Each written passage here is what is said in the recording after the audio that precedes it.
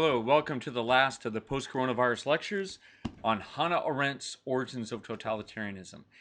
This lecture will cover the three main chapters in the last section of the book on totalitarianism itself. So let's begin. The okay. So the first chapter, A Classless Society, emphasizes, it's a point that she makes throughout the book that race thinking obliterates class thinking. And that if nation state politics throughout Europe had basically been the politics of social class or the politics of mediating between different class groups or even different national groups within a nation state, there's something different here about totalitarianism. Now, totalitarianism obliterates class thinking, and so it's rooted in a kind of notion of a class society. Okay, so so it's race or mass politics instead of class politics. Page 310 to 11, the movement requires masses, especially those who view themselves as superfluous to the capitalist order, and especially masses who desire political organization. And again, I just want to emphasize this myself, that there is a paranoid element here, a psychotic fear that someone is going to take your place in the social order, or that someone is already in your place in the social order and that you'd like it back. So, in Lacanian psychosis, that the person who has paranoia is always worried that someone has taken their place, and this seems so prevalent in the tribal nationalism that leads into totalitarian movements. So the Nazis recruited their workers, not their workers, but they recruited their members from this mass of apparently indifferent people whom all other parties had given up on as too apathetic or too stupid for their attention. Now, this is a direct quote, page 3, 10, and 11. So there's a kind of, she sometimes calls it the refuse of all classes or something like that, that there's a group of people who remained outside the party system and who essentially were no longer fit neatly within the class order for whom the Nazis were able to sort of draw their membership from. So page 312, these people were indifferent to arguments of political opponents. This is crucial. So because they're largely outside of the party system or be called into a membership by the Nazis alone, they're really not linked into partisanship or even into politics as such. So they're really not open to political discourse or to reason or to thought. They're outside and against the party system. They don't need to refute. So Nazis didn't need to refute opposing arguments from other parties or from other political positions. They didn't have to really engage that carefully with their opponents. Instead, they preferred methods that ended in death, right? Terror, and that kind of thing. So this is not.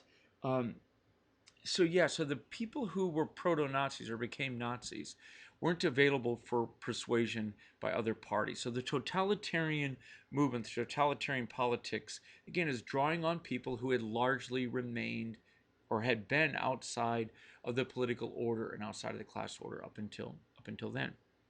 There's a lot of parallels here to Trumpism. There is no question that Trumpism called forth people who had not been particularly active in politics and who really weren't that interested in sort of listening to or being persuaded by other political positions. That the core, the base, the Trumpist base, and the base of the totalitarian parties are similar in that way, right? They're not really seeking for a political party that sort of fits their reason. They're really being called into existence by a party that remains outside of and maybe even above other parties. So page 314, the people who became totalitarian, who became Nazis, fell out of the classes and they became liquefied into a mass. So that term is going to come up everywhere in the section on totalitarianism. That totalitarianism depends upon people being liquefied, social structures being liquefied, and a mass being created out of the leftovers of that society that's melted, right? So bourgeois society creates a mob, but the post-bourgeois society of melting, of this again, of this world that lacks social structure, amorphousness, right? That this creates a mass. The quote that I need is on page 315 at the triple X. Here we go. So yeah, so there is a loss of the silent consent and support of the unorganized masses, who suddenly shed their apathy and went wherever they saw an opportunity to voice their new violent opposition.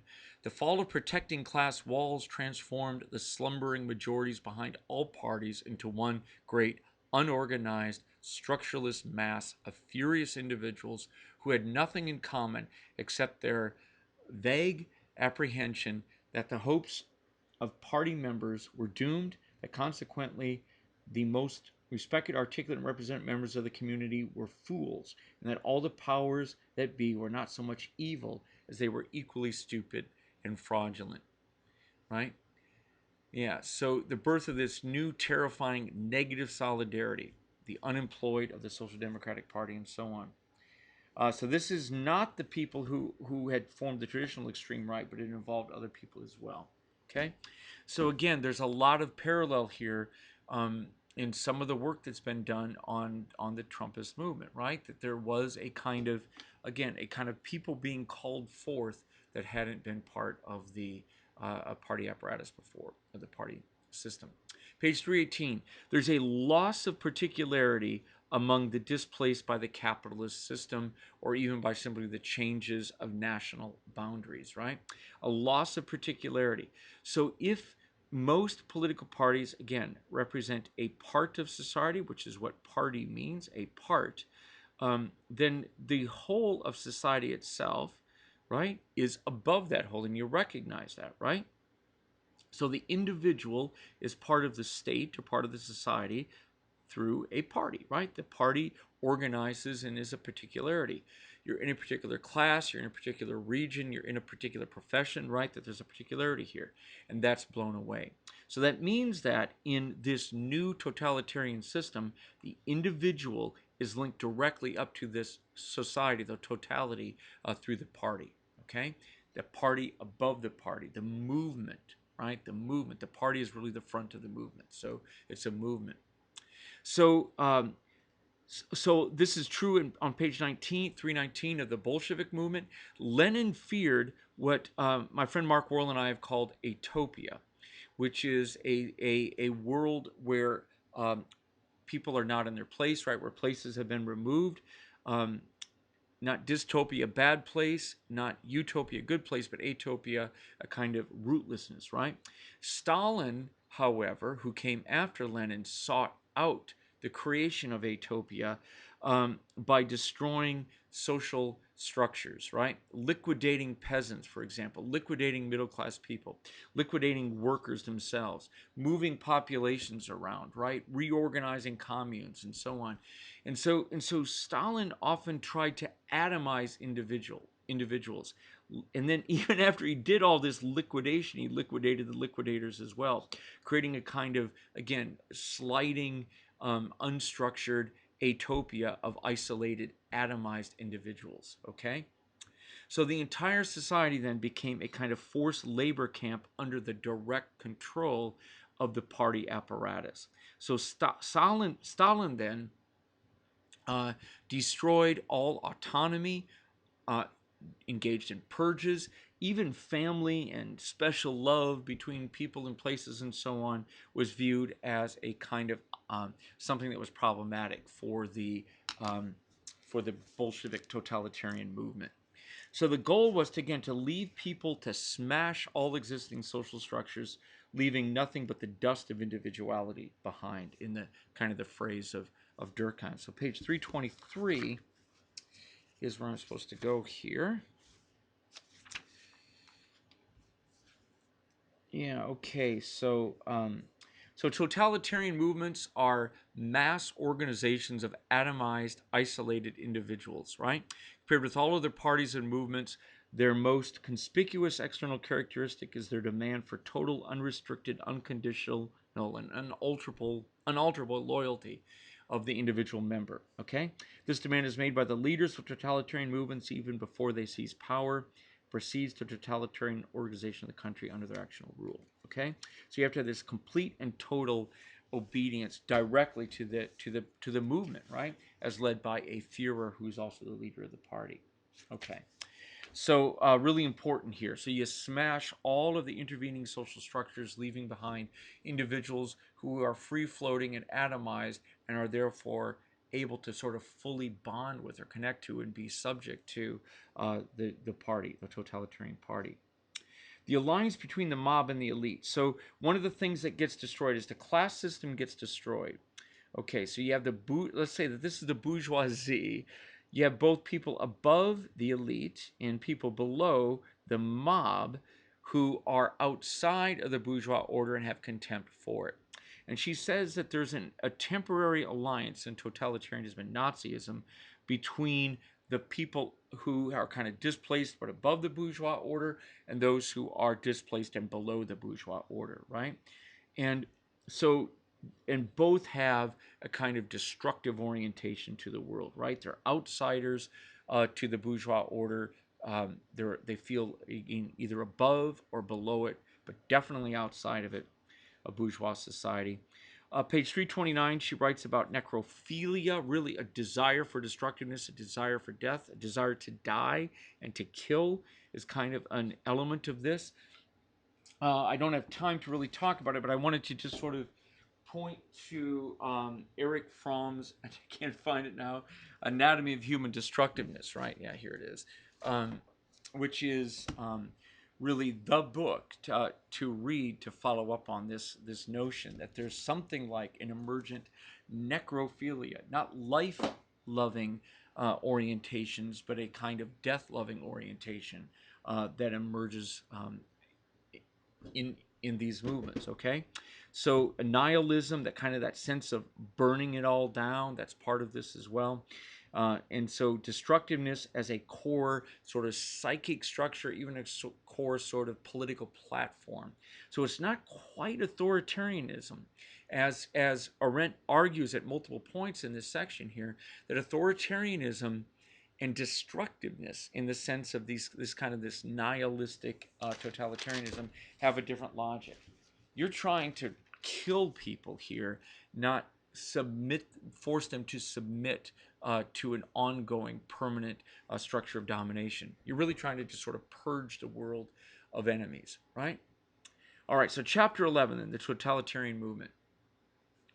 This chapter is going to end. We're going to be headed to this, so just kind of keep this in mind. We're headed to what she calls the onion structure of totalitarian organizations. So, so in this chapter on totalitarian movements, she focuses first on propaganda, and she argues that, page 344, totalitarian movements do not propagate ideas, they indoctrinate, right? So they're not really about spreading ideas as much as they are indoctrinating a population. So propaganda is largely aimed outward from a center.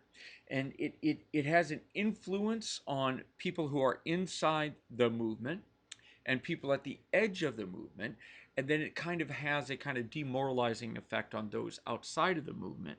But it really isn't, again, about the movement doesn't exist to propagate ideas. It's really meant to indoctrinate those who are inside. So terror, not propaganda, is the main mechanism of psychological warfare and totalitarianism, hence the concentration camp, right? That's a terrorist a structure. It's not an indoctrination camp or a re-education camp like in communist China. So like U.S. gangsters, totalitarian movement leaders really are not really formally rooted in propaganda, but much more in terror. Like, and the argument is that when you have full control, like in the concentration camps, there was no effort to propagandize the inmates. You simply disciplined, controlled them, and killed them, right? Tortured them, terror. It's a torture and terror logic. Page 346, the content of totalitarian propaganda stresses scientificality, right? So it's not really scientific, but it has a kind of science-y flavor to it, right? So, for the Nazis, it was natural science, and for the Bolsheviks in Russia, it was something like dialectical materialism or historical materialism. You know, the law of history. For the Nazis, it was the law of natural science. So again, it's the blood for the Nazis, it's the logic of history for the Bolsheviks. Page 348, totalitarian propaganda does not make an appeal to economic or class interests, right? It's impossible to do that since the primary sort of base of totalitarian Nazi movements had already had class notions obliterated. Because, again, the class positions have been liquefied, and because you're already engaged in mass thinking or race thinking, you've obliterated class thinking. So totalitarian propaganda is always outside of class logic and class argument. Page 349, infallible prediction. So this is one of the elements of the propaganda or the kind of discourse of the totalitarian leader. Predictions are made that are infallible. They can't be wrong. Often they're unverifiable because they can only be revealed in the present. And so, however, the outcomes are often under the control of the leader. So at times, the leader is able to prove that they're infallible by making decisions and making the prediction come true. At other points, the predictions are projected so far into the future that that there's no way for the masses to determine if they're true or not. They're just provisionally true or false. And if the leader is certain sure enough, then that's really all that matters. So I'm supposed to read on page 351 right here at this. So yeah. So the effectiveness of this kind of propaganda demonstrates one of the chief characteristics of modern masses. They do not believe in anything visible in the reality of their own experience. They do not trust their eyes and ears, but only their imaginations, which may be caught by anything that is at once universal and consistent in itself. What convinces masses are not facts, and not even invented facts, but only the consistency of the system of which they are presumably part. Repetition, somewhat overrated in importance because of the common belief in the masses' inferior capacity to grasp and remember is important only because it convinces them of consistency in time. So this is the big lie propaganda technique, right? A relatively bold, large lie that's repeated over and over again, right? Like the Jews are the cause of your problems. In 2021, the big lie that Donald Trump won the 2020 election in a landslide, right? And that has somehow been stolen by a secret conspiracy or something, right? That this big lie has been propagated and told consistently over and over. The idea that the election was stolen, stop the steal, right? Over and over. Okay, so yeah.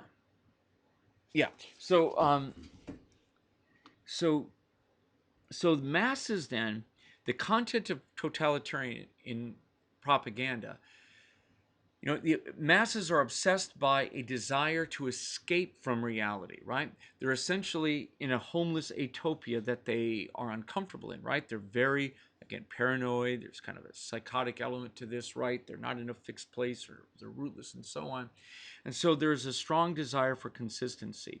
And they attribute magic power to the leader who can provide that for them, right? So, so it shuts the masses off from the real world. That's what totalitarian propaganda does. So instead of focusing on the actual problems of lived experience in the way that a class-based politics would do, totalitarian politics creates a kind of artificial world, a fictitious world of problems that are clean and clear and emotionally loaded, and it gives the masses, again, a kind of political project that they can comprehend and understand, and it seems to, again, provide them with both an escape from reality and a kind of consistent sense of reality at the same time. Page 354. Totalitarian propaganda seeks an efficient fiction, something like the Jewish world conspiracy or Stop the Steal or Build That Wall, whatever it would be, that's always vague. It's rooted in emotion and has direction, but it often lacks analysis and details, right? So the Jewish world conspiracy was upheld as a kind of perpetual fiction that explained almost everything. It was very efficient, but left vague and emotional.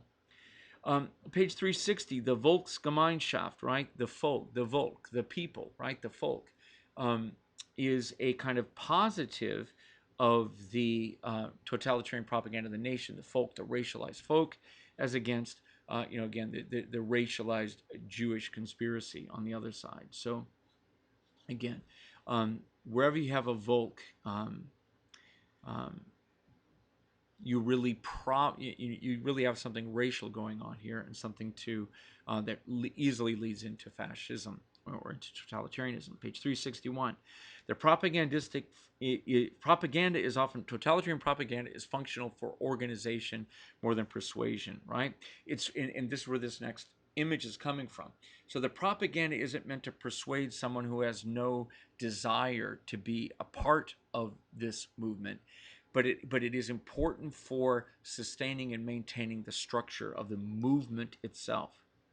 So page 362, totalitarian propaganda is consistent, even stubbornly resistant to counterfactual evidence, or to facts that are counter to the fiction. Simple fictitious world with often full of obvious lies that again are obdurate, that they're just stubborn, because the totalitarian leader, the Führer, refuses to acknowledge lies or untruths, right?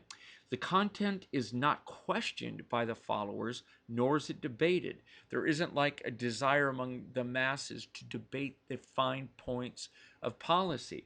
The structure of propaganda is important, not the content itself. And so that becomes clear then when you look at the structure as a whole. So the totalitarian organization, the organization of the movement, not the party as such, but the movement as a whole, is rooted in a Führer or a leader who has an incredibly strong will and projects that will outward in a kind of in a manic way. This is a term Mark Worrell always draws attention to it from Emil Durkheim, will mania, that the Führer projects outward this fictitious world of consistency, right? Often rooted in line, but it's consistent, right? So again, I'm supposed to go to page 382 here. I'll be jumping around a little bit in this chapter. Yeah. Okay. Yeah, it is. The fictitious world is maintained through consistent lying. A mixture of gullibility and cynicism is important. 381, where am I at here? Okay. Page 382. I don't have a triple X here. Might be this. So, I tell you what, I can't tell what that's supposed to do yet. We'll just leave it there. How does that sound? So the totalitarian organization, here's a few things that are important about it. Number one, it's not bureaucratic. So this isn't a bureaucracy. So this is one of the ways in which authoritarianism probably is differentiated from totalitarian organization. Totalitarianism isn't bureaucratic, but authoritarianism often would be. It's not efficient. Totalitarianism is not efficient. It is full of redundancies. And again, it's not an economic structure or an economically efficient structure. It's very costly because of the redundancies and the overlaps that are built into it. There's a lot of secrecy inside of the totalitarian organization, and the closer you get to the inner circle, the greater the level of secrecy, right?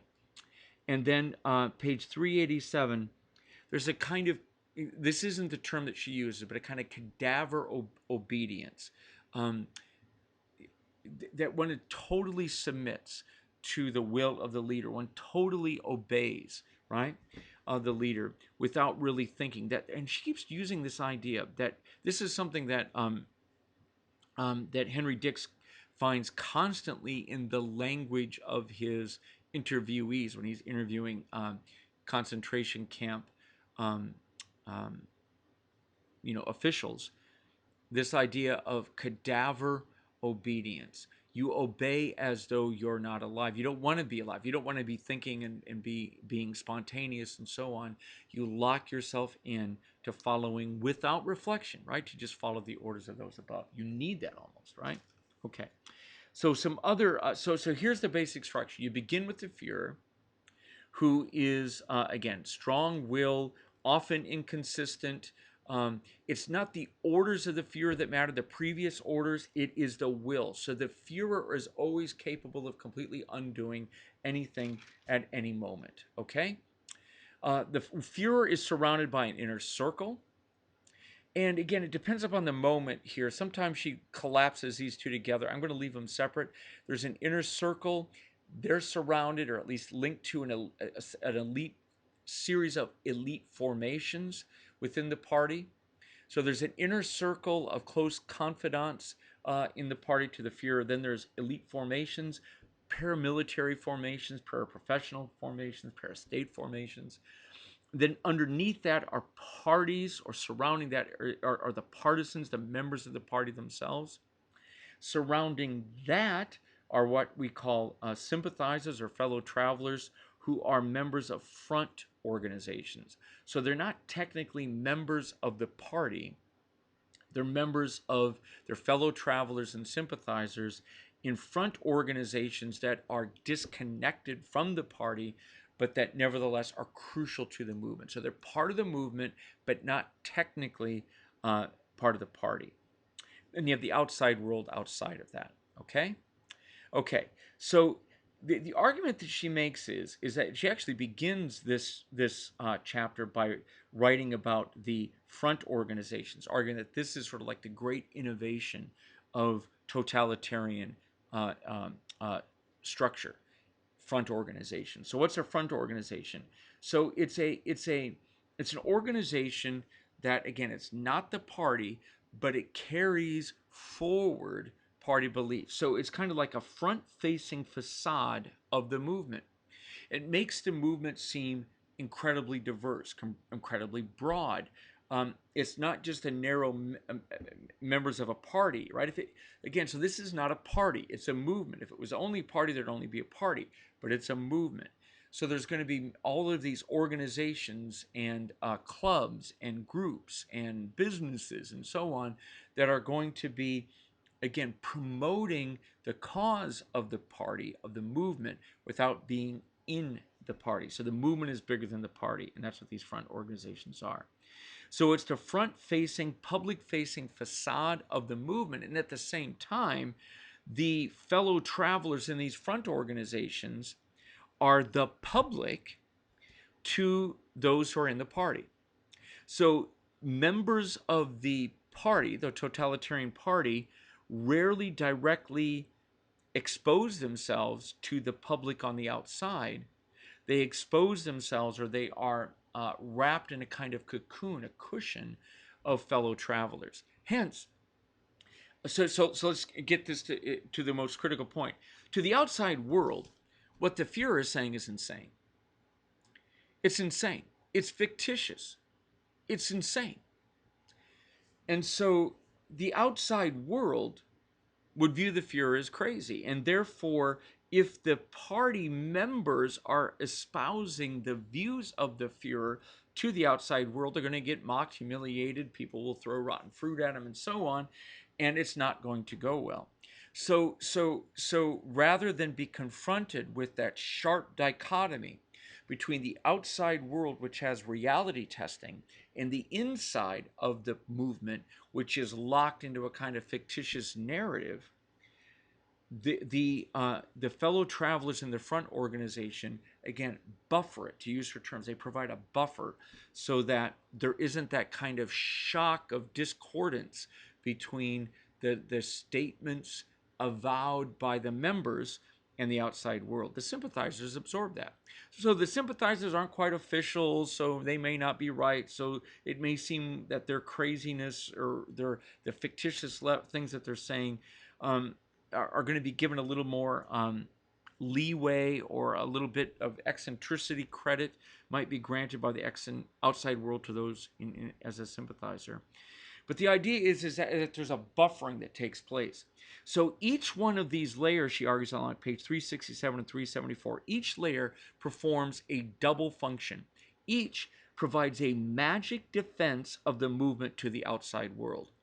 All right? So the movement is presented to the outside world through this myriad of front organizations, people from all kinds of walks of life, great diversity, right? And so it kind of defends the movement outside. So people criticize Hitler or criticize, a contemporary totalitarian or proto-totalitarian leader. The criticisms are going to be absorbed by and kind of fended off by the fellow travelers in the front organizations. They're not even going to get to the party, okay? And okay, and then so that's role one, a magic defense of the movement to the outside world. Part two is there going to be a direct bridge connecting the movement to the world. So let's say that you have a bicycle club that is proto-Nazi or something. Other bicyclists are going to have a connection, a kind of direct sort of, she calls it a transmission belt, into the movement through that front organization.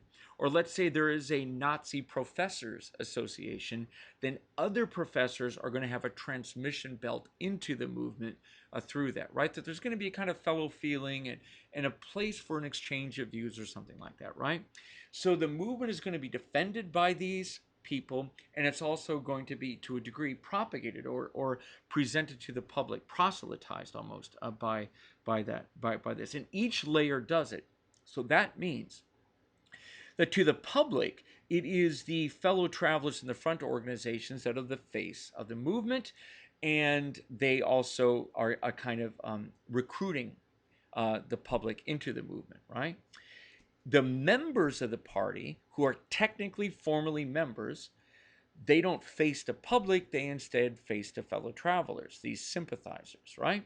So again, the face of the movement is the members to the sympathizers, and the sympathizers then get connected back into the movement. They begin a kind of a conduit, a kind of transmission belt for the members to reach the public by reaching them, okay? Then the elite formation is the same thing. The audience for the elite formations is the members, but the members then represent the public back to them. The inner circle, the same thing, and then finally get to the Führer. So there's all of this sort of insulating going on, cushioning going on between the Führer's pronouncements and the outside world itself. That means that each layer functions as a kind of shock absorber, a synchro, right? A synchronizer. So like in a transmission, a synchro allows the transmission to move between one gear and another. It allows for different RPMs to link together without grinding of gears and so on.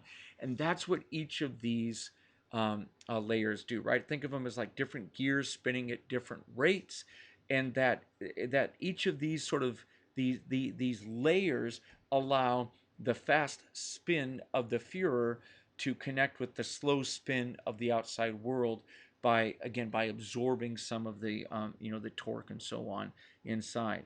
So it limits the shock of incongruity between the leader and the outside world, right? So the reality is outside, fiction is on the inside, and you get these different layers again that kind of act as shock absorbers and transmission belts at the same time. All right.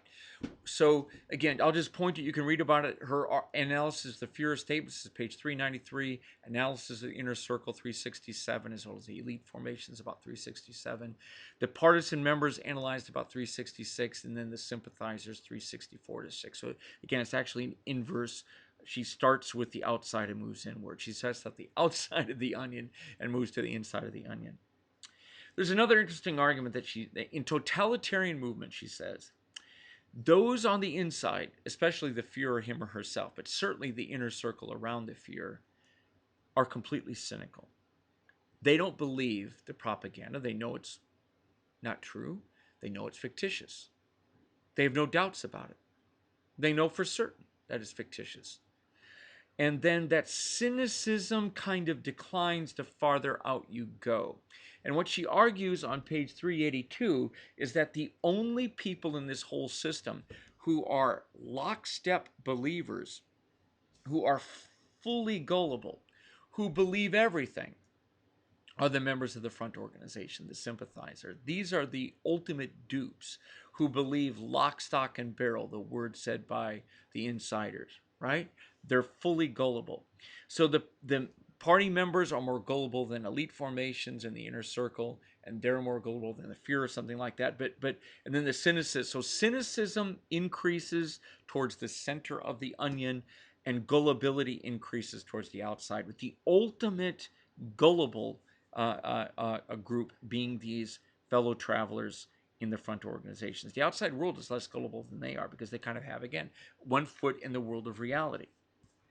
All right, so the front organization then is really important. So that's important. She writes about the duplication and reduplication of the paramilitary and the parastate, shifting and shadowy structures within the elite formation. So again, that you have a paramilitary like the SS or the SA, even the brown shirts, paraprofessional organizations that lay alongside of and duplicate the functions of the state.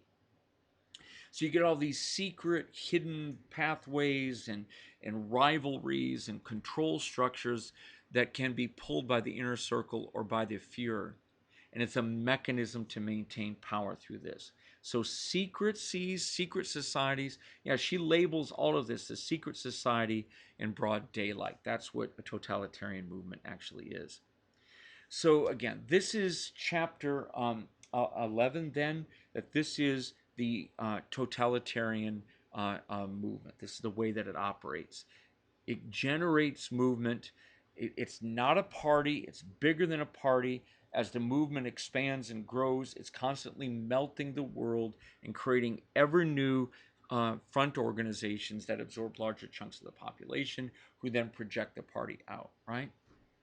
Okay, chapter 12.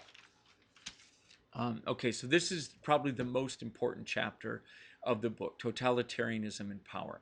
Page 389, the movement toward world domination, towards total domination of all of the people in the enlarged totalitarian state that spreads worldwide. That this is the notion of a permanent revolution. And totalitarian movements may not begin there, she argues, but they always go there. So it is a movement. It's a movement can only sustain itself as it keeps moving, and this is sort of the biggest possible movement in the sense of world domination of everyone. So page 391, Totalitarian Führer, the leader. This is, again, the totalitarianism in power. Their job is to establish a fictitious movement world as a working reality. That's what the Führer does, right?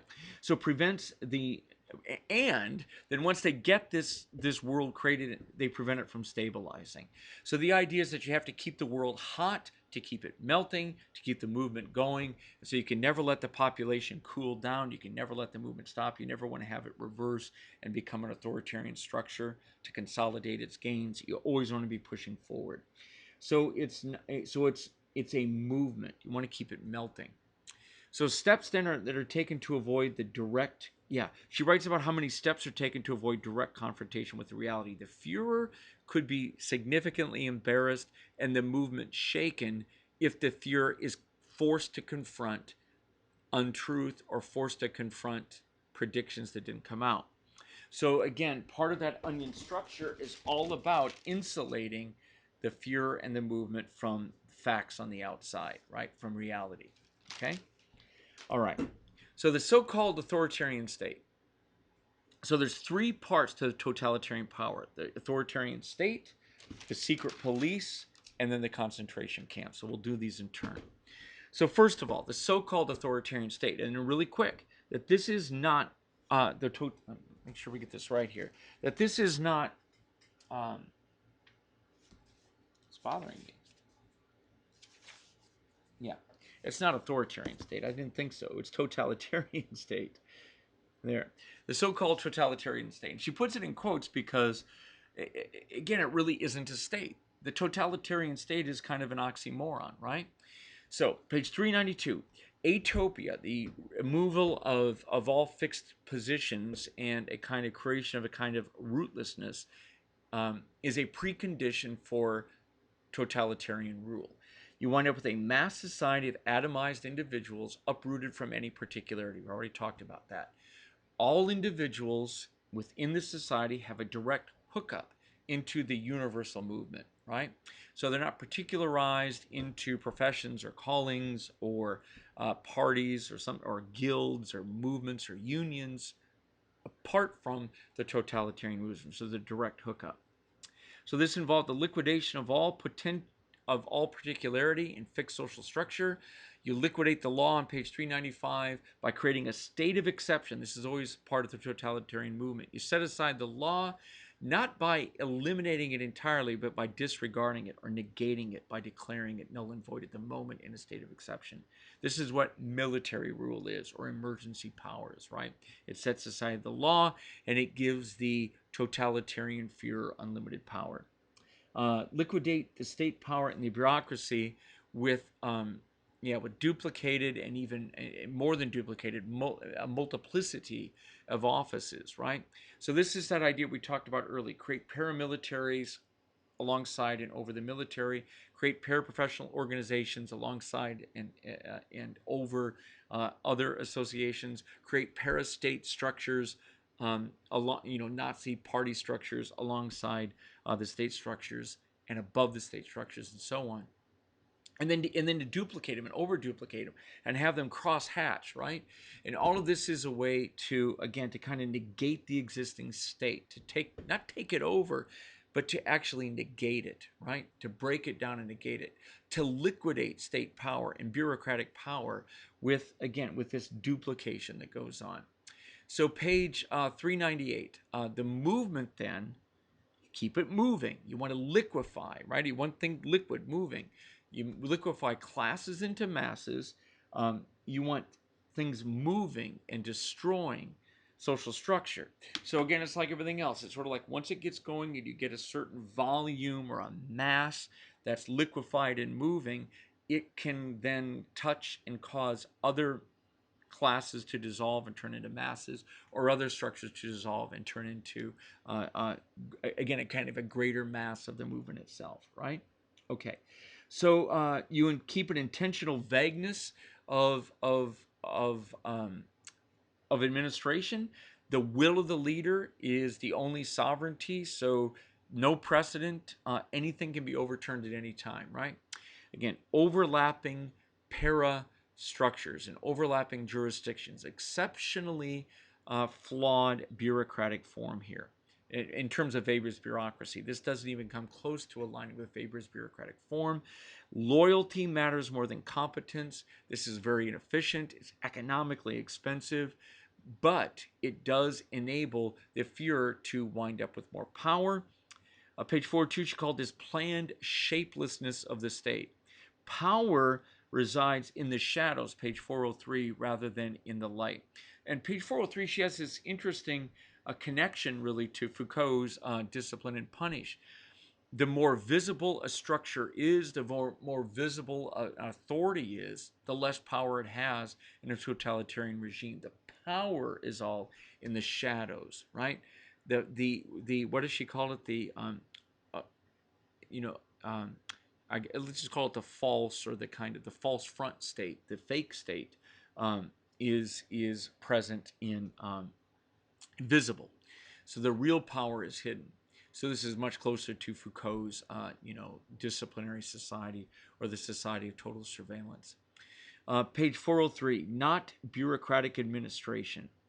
No revolution or coup takes place. So it's not bureaucratic. So there's a direct rule of the Führer's will over the subordinates. And so as you go down in the structure, right, each of the Führer logic runs throughout the system. It can always be trumped by a higher Führer, but what that means is you don't have a bureaucratic order that operates by bureaucratic precedent or rational legal rules. Instead, each of the leaders throughout the entire onion lead as a Führer. That means that they're capable of overturning precedent. And again, it's really the will of each of these Führers that matters. So it's not bureaucracy. It's will mania in Durkheim's terms. Again, thank you, Mark Worrell, right? Okay. So it's Führers all the way down, right? That kind of thing. But again, it can always get trumped by the ultimate Führer, by the leader of the movement itself. Page 409.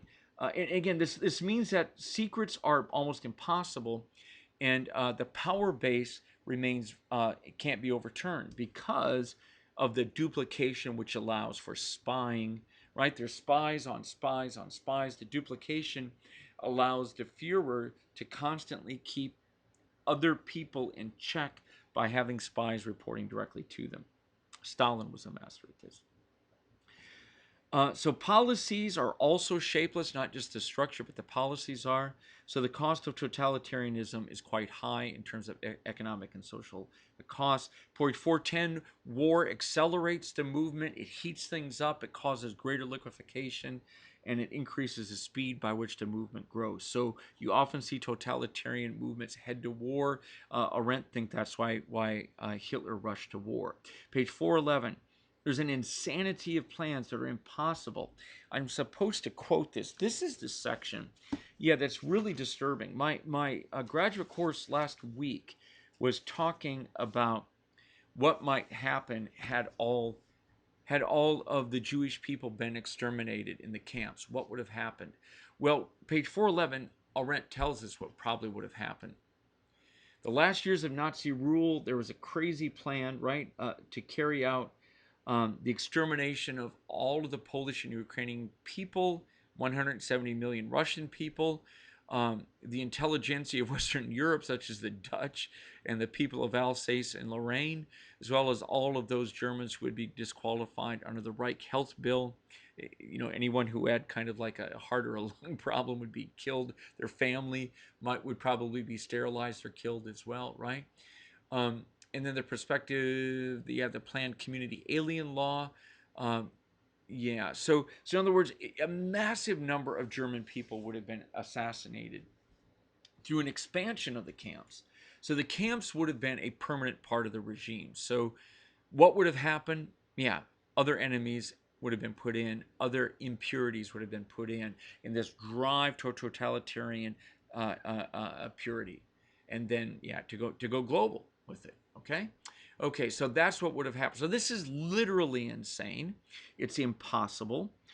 So this isn't quite a government. Whatever totalitarianism is, it's not really state government in a kind of traditional sense. It's really a movement, an international kind of bizarre movement that uses the state and the state apparatus as a base. Okay? So page 413, she writes about the onion structure of lies, propaganda, action. Is a really nice summary there of how propaganda and the state structure go together.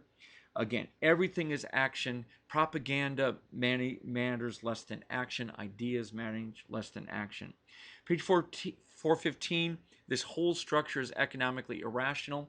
Remember how she said that when she was writing about imperialism, like like the racism among the Boer people, the Boer farmers in South Africa, that anti-work ethic that they had, that they would rather be poor in a racist world, a world of racial domination, than to be wealthy in a world of racial equality.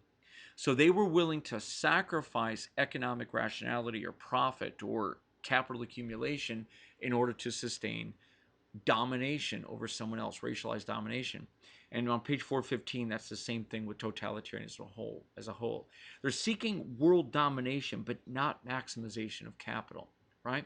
And she has the example of the Jewish death camps during the war were very unnecessary to the war project, and were actually, again, kind of economically inefficient. Instead of killing people at the, again, it would have been economically efficient to use their labor. Part of that was done, but again, many of the camps were just simply death camps. So the final solution of the Jewish problem in Hitler's terms, by for economic reasons, or for war rationality reasons, would probably have been put off, right? Even that insane plan should have been put off until after the war. But again, economic irrationality is less important than realizing the aims of the movement, the continued aim. So again, it's that same idea that totalitarianism is destructive. It's necrophilic. It's a desire to kill, to destroy, to remove impurities, and so on. And that is greater than the desire to accumulate or the desire to maximize profit, right? So economics matter less than totalitarianism, destructiveness. Okay, page 416. Totalitarianism treats all citizens of the state as conquered peoples. So even the members of the nation wind up being treated as members, as though they were conquered peoples. So the sovereign dictator begins to act as an occupying conqueror and becomes very ruthlessness and in spreading the fictitious world. This creates a world of mass uniformity, again, atopia, people don't have a position, and structurelessness, the totalitarian state, the totalitarian society. It leads to an emancipation from the profit, from the profit motive. Okay, then the next section on the secret police. It's not the military, but the police that is the dominant structure of the totalitarian state, because all of the citizens, all of the members of the state, even those who are part of the national tribe, are subject to surveillance. And again, with the onion structure we looked at before and the duplication of powers, the way that the system works is that even the members of each of these positions, all the positions are duplicated, and everyone is subject to surveillance from their counterpart in the system. So the state is depowered and liquefied, and power is transferred to the movement. So the party paramilitary is more powerful than the military. The paraprofessionals are more powerful than the professionals. But the state police, the secret police, which is a party police, it's a party police, right, is the most important element in the state. So the SS, the SA,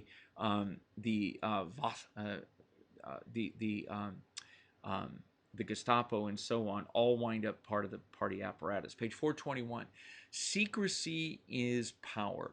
So even the concentration camps, the death camps even, are kept relatively secret. And the elite formations are secret. So more about that as we go. Page 422. There's the creation of, by the secret police, the pursuit of an objective enemy. So everyone in the state is a suspect, not necessarily guilty of a crime, but even if they're just simply related or they know someone, they're an enemy of the movement, right? So if you're a friend of someone who's committed a crime, you yourself are suspect, right? Or if you're just simply a foreign national or someone who's not, again, a communist or something, even if you've not committed a crime, your status as suspect puts the movement in jeopardy, and therefore you are treated as an objective enemy. So you're an objective enemy. You haven't committed a crime, but objectively your category is enemy-like, so you're treated as such. So totalitarianism then assembles files on everyone and surveys everyone, right? So the carceral archipelago that Foucault writes about at the end of Discipline and Punish is already present here in the totalitarian state. So this should give us pause. What Foucault writes about right? The disciplinary society, the surveillance society, is a totalitarian society.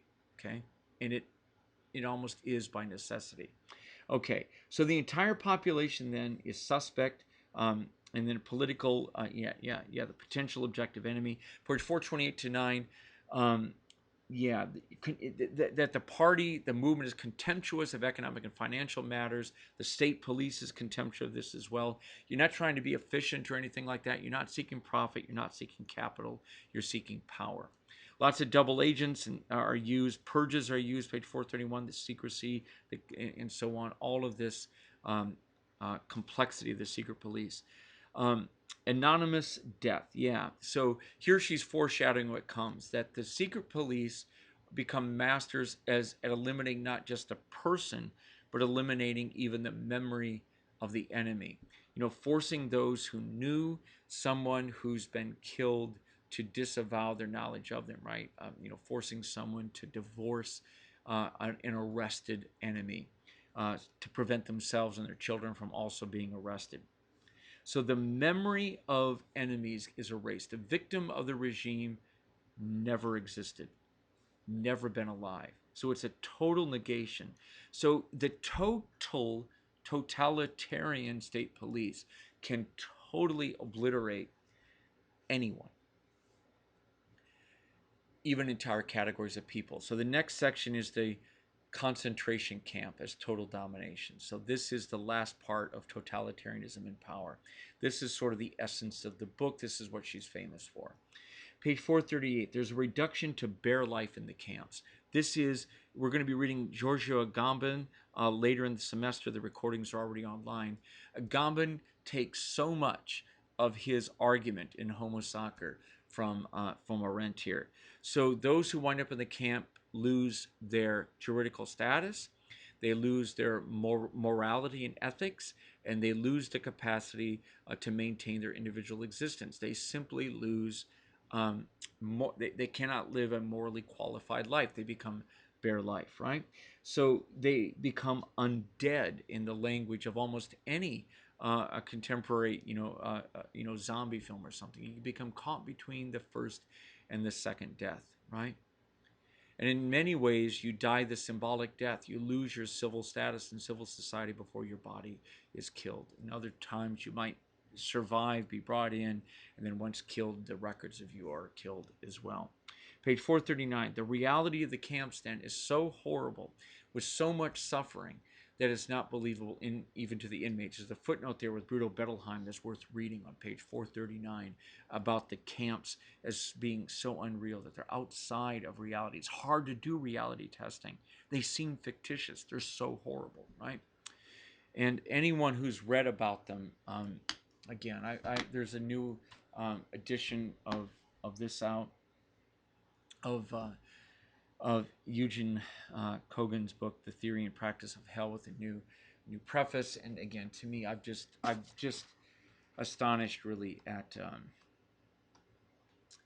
the descriptions of the mentality and actions of the SS killers in Licensed Mass Murder by Henry Dick. So, if you read about this stuff, it's unreal. It's not real. It couldn't be real, right?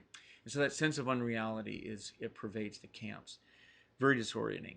So the concentration camps then are first used by the British, of all people, in the Boer War. She writes about that on page 440.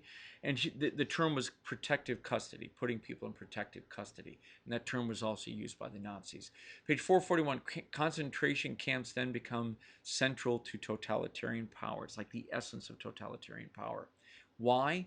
Because page 442, you can totally negate life in the camps. It's a total negation of life, radical evil itself, right? That wipes all traces of ever having been alive, all traces of the Jewish people ever having existed. That's what was going on in the camps, right? So you lose that each individual life and the life of entire groups and people loses all symbolic significance, disappears without a trace. So this is radical evil. Page 444. Concentration camps have, she argues, no comparison. I want to point to Goffman's Total Institutions, where he makes comparisons between concentration camps. She has a little list there as well. But that there's something unique about this. There's an extra version of horror. They're not an economic institution. There really isn't forced labor camps. That was going on, but they're not forced labor as such. She says on page 445, she basically uses Dante and argues that there's three kinds of camps. What does she calls them? She calls them Hades, Purgatory, and Hell. Hades is sort of holding camps for refugees and so on. Purgatory is the labor camp, I guess, where you're laboring away before you die, and the death camps are where you go to die, where, the death camps were utter hell. So page 447, the loss of the juridical person occurs in the camps. Page 451, the loss of the moral person occurs in the camps. This is really where the argument about Homo Sacer is located. Maybe I won't read it fully, but I'll at least show those pages. So page 447, here's the loss of the juridical person. Here is the next is here it is, the loss of the moral person, become Homo Sacer in Agamben's terms. And then finally, again, the concentration camps are organized oblivion of entire peoples. And then page, what is this here? This is 453. You lose the individual unique identity. Okay?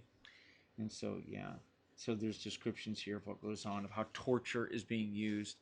In the death camps, there's no purpose to torture, right? You're not trying to reform the subject and so on. It's just like this a kind of meaningless extension of death itself. And unlike in Foucault's writings about the spectacle of of torture on the scaffold, there was a political purpose directly being served by the masses, the subjects, seeing the torture take place. This torture is taking place out of view of the masses, right? So the totalitarian subjects outside aren't actually seeing the torture of those inside. So it lacks that kind of direct political power. There's a kind of sense people know this is going on at some level, but direct knowledge isn't there. Page 456, the camp then is the anchor of totalitarian power. It is really the place where there's a surplus. It proves, it demonstrates the superfluity of human life, and it completely negates what she calls human nature. Okay, I'll probably, just sort of end with a couple of images then. So, the totalitarian movements then are counterclass. They unify people behind a kind of tribal national identity. All impurities are removed. Everybody becomes kind of part of the movement. This is sort of a military girls unit associated with the party. Again, this is sort of an image of the population of Jews that was removed from different territories, occupied. The darker the color, the larger the percentage removed. I think this is actually pretty high, too. But I think her name was Ellen Sperling at MIT has images of the camps of concentration camps of the Transvaal. So this is the Boer War concentration camps. Images of that first camp. These are British camps of protective custody of not of combatants really, but of civilians. Civilian enemies in the Transvaal. So very brutal treatment of women and children. These aren't combatants, right? Within the camps. So, this is one of the things that the Nazis like to point to, is that the British, let's just say this. Henry Dix, in his book License to Mass Murder, notes that the killers convicted at Nuremberg frequently mentioned the origin of concentration camps among the British as a predecessor. But there is something just different about the inside of a Nazi camp, and it really is a kind of undead situation, right? Where it's life that's suspended between a first and second death, and kind of excess quality to it. So totalitarianism then is this movement, this political movement. It begins in tribal nationalism. It begins in the refuse of people left over who don't fit classes. It's a political movement that creates a party to sort of pull together those who are outside the class structure. And it ends in death camps. Okay? All right. So with that, we'll go. I hope you found this useful. Thank you.